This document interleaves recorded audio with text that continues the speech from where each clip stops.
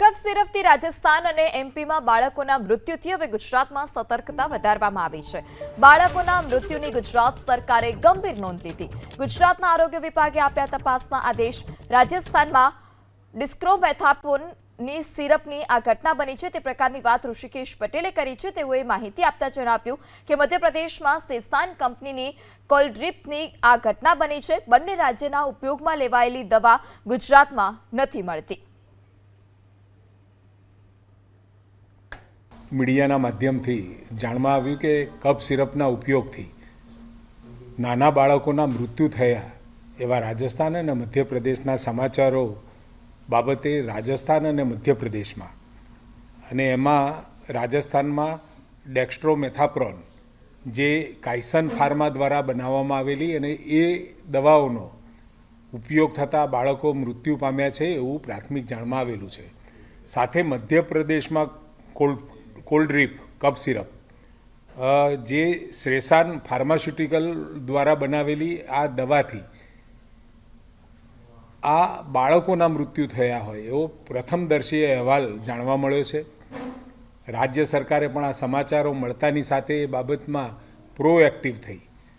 અને આ પ્રકારની દવાઓ આપણા ગુજરાત રાજ્યની અંદર GMACL દ્વારા કોઈ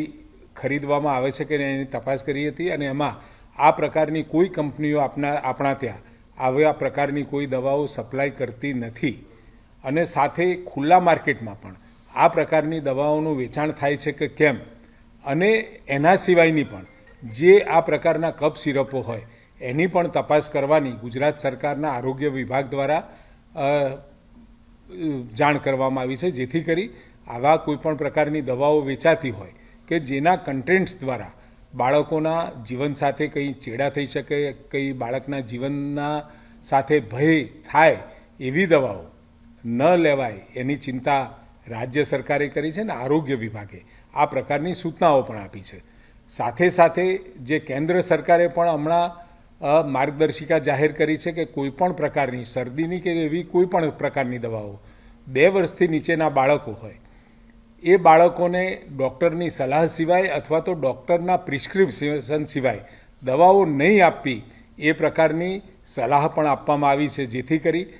કોઈપણ નાના બાળકો કે જેની ઉંમર 10 વર્ષ કરતાં નાની હોય કે 2 વર્ષથી પણ નાની હોય એટલે 2 થી 10 વર્ષ અને 2 થી નીચેના આ તમામ બાળકોની કોઈપણ દવાઓ આપવાનું થાય તો એમાં ડૉક્ટરનું પ્રિસ્ક્રિપ્શન અથવા તો ડૉક્ટરની સલાહ લીધા પછી જ એ દવાઓનો ઉપયોગ કરવો એવી કેન્દ્ર સરકારની એડવાઇઝરી પણ જાહેર થઈ।